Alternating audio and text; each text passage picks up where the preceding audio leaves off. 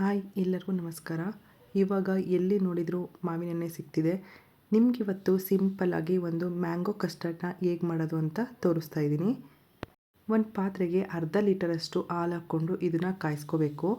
ನೀವು ಮನೆ ಹಾಲಾದರೂ ಸರಿ ಅಥವಾ ಡೈರಿಯಲ್ಲಿ ಸಿಗೋ ಹಾಲಾದರೂ ಸರಿ ತೊಗೊಂಡು ಇದನ್ನು ಕಾಯಿಸೋದಕ್ಕೆ ಇಟ್ಕೊಂಡು ಅದಕ್ಕೆ ನಿಮಗೆ ಸಕ್ಕರೆ ಎಷ್ಟು ಬೇಕಾಗತ್ತೆ ಅಷ್ಟು ಸಕ್ಕರೆ ಹಾಕ್ಕೋಬೇಕು. ಅರ್ಧ ಲೀಟರ್ ಹಾಲಿಗೆ 2 ಸ್ಪೂನಷ್ಟು ಕಸ್ಟರ್ಡ್ ಪೌಡರ್ ಹಾಕ್ಕೊಂಡು ಹಾಲು ಚೆನ್ನಾಗಿ ಬಿಸಿ ಆದಮೇಲೆ ಇದನ್ನು ನೀಟಾಗಿ ಈ ಥರ ಕಲಿಸ್ಕೊಂಡು ಹಾಕ್ಕೋಬೇಕಾಗತ್ತೆ. ಗಂಟು ಏನು ಇರಬಾರ್ದು, ಆ ಥರ ಕಲಿಸ್ಕೊಂಡು ಹಾಲು ಕಾಯ್ದ ಮೇಲೆ ಹಾಕ್ಕೋಬೇಕು.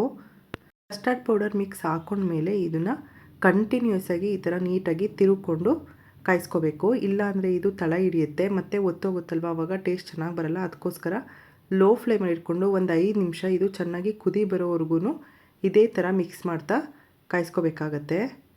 ಇವಾಗ ಎಲ್ಲಿ ನೋಡಿದ್ರು ಮ್ಯಾಂಗೋ ಸೀಸನ್. ಮ್ಯಾಂಗೋ ತುಂಬ ಸಿಗೋದ್ರಿಂದ ಈ ರೆಸಿಪಿನ ನೀವು ಕೂಡ ಒಂದ್ಸಲ ಟ್ರೈ ಮಾಡಿ. ಚಿಕ್ಕ ಮಕ್ಕಳಿಂದ ಹಿಡಿದು ದೊಡ್ಡೋರವರೆಗೂ ಎಲ್ರಿಗೂ ಇಷ್ಟ ಆಗುತ್ತೆ. ನೋಡಿ, ಈ ಥರ ಇರಬೇಕು. ಇದು ಪೂರ್ತಿ ಗಟ್ಟಿಯಾದರೂ ಚೆನ್ನಾಗಿರಲ್ಲ, ಪೂರ್ತಿ ತೆಳ್ಳಗಾದರೂ ಚೆನ್ನಾಗಿರಲ್ಲ. ಈ ಕನ್ಸಿಸ್ಟೆನ್ಸಿಯಲ್ಲಿ ಮಾಡ್ಕೋಬೇಕಾಗತ್ತೆ. ನೋಡಿ, ಈ ಥರ ಕುದಿ ಬರಬೇಕು. ಕುದಿ ಬಂದಮೇಲೆ ಒಂದು 2 ನಿಮಿಷ ಇದನ್ನು ಈ ಥರ ಕಾಯಿಸ್ಕೊಂಡ್ರೆ ಸಾಕು. ಇವಾಗ ಇದನ್ನು ಪೂರ್ತಿ ಕಂಪ್ಲೀಟಾಗಿ ತಣ್ಣಗಾಗೋವರೆಗೂ ಬಿಡಬೇಕು.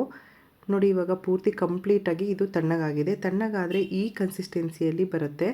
ಈ ಕನ್ಸಿಸ್ಟೆನ್ಸಿಯಲ್ಲಿ ಇದ್ದರೆ ಕಸ್ಟರ್ಡು ತುಂಬಾ ಚೆನ್ನಾಗಿರುತ್ತೆ. ಪೂರ್ತಿ ತೆಳ್ಳಗೆ ಮಾಡ್ಕೋಬೇಡಿ. ಇವಾಗ ಇದಕ್ಕೆ ನಾನು 3 ಮಾವಿನ ಹಣ್ಣನ್ನ ಕಟ್ ಮಾಡಿ ಇಟ್ಕೊಂಡಿದ್ದೆ. ಇದನ್ನು ಹಾಕ್ಕೊಂಡು ರುಬ್ಕೋಬೇಕು. ಇದಕ್ಕೆ ನೀವು ಸಕ್ಕರೆ ಬೇಕಂದರೆ ಹಾಕ್ಕೋಬೋದು. ಇನ್ನೂ ಸ್ವಲ್ಪ ಮಾವಿನ ಹಣ್ಣು ಟೇಸ್ಟ್ ತುಂಬಾ ಚೆನ್ನಾಗಿರುತ್ತೆ ಮತ್ತು ಸ್ವೀಟ್ ಇರುತ್ತೆ. ಅದಕ್ಕೋಸ್ಕರ ಅವಶ್ಯಕತೆ ಇರಲ್ಲ ಶುಗರು. ನಿಮಗೆ ಬೇಕಂದರೆ ಹಾಕ್ಕೋಬೋದು. ಈ ಥರ ನುಣ್ಣಗೆ ರುಬ್ಕೊಂಡು ಇದನ್ನು ಕಸ್ಟರ್ಡ್ ಒಳಗಡೆ ಹಾಕ್ಕೋಬೇಕು. ಇವಾಗ ಇದನ್ನು ಹಾಕ್ಕೊಂಡು ಚೆನ್ನಾಗಿ ಇದನ್ನೊಂದು ಸಲ ನೀಟಾಗಿ ಮಿಕ್ಸ್ ಮಾಡ್ಕೋಬೇಕು.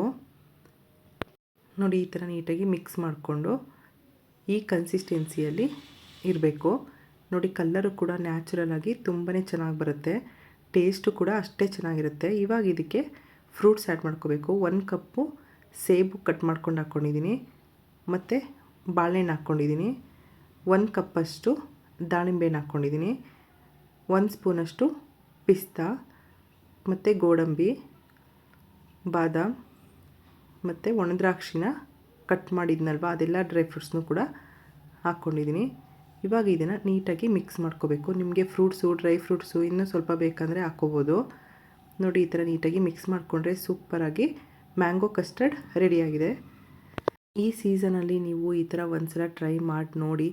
ಎಷ್ಟು ಚೆನ್ನಾಗಿರುತ್ತೆ ಅಂದರೆ ತುಂಬಾ ಖುಷಿ ಪಡ್ತಾರೆ. ಒಂದ್ಸಲ ಮನೇಲಿ ಟ್ರೈ ಮಾಡಿ ತಿಂದು ನೋಡಿದ್ರೆ ಖಂಡಿತವಾಗ್ಲೂ ಪದೇ ಪದೇ ಮಾಡಿ ಅಂತ ಮ್ಯಾಂಗೋ ಸೀಸನ್ ಮುಗಿಯೋವರೆಗೂ ನೀವು ಮಾಡ್ತಾನೆ ಇರ್ತೀರಾ. ಅದಕ್ಕೋಸ್ಕರ ಒಂದ್ಸಲ ನೀವು ಕೂಡ ಟ್ರೈ ಮಾಡಿ ನೋಡಿ. ತುಂಬಾ ಈಸಿಯಾಗಿ ಸಖತ್ ಟೇಸ್ಟಿಯಾಗಿ ಮಾಡ್ಕೋಬೋದು. ಇವಾಗ ಇದನ್ನು ಸರ್ವ್ ಮಾಡಿದ್ಮೇಲೆ ಅದ್ರ ಮೇಲೆ ಸ್ವಲ್ಪ ಡ್ರೈ ಫ್ರೂಟ್ಸು ಮತ್ತು ಕಟ್ ಮಾಡಿರೋ ಮ್ಯಾಂಗೋ ಹಾಕ್ಕೊಂಡ್ರಂತೂ ಇನ್ನೂ ಸೂಪರ್ ಟೇಸ್ಟಿಯಾಗಿರುತ್ತೆ.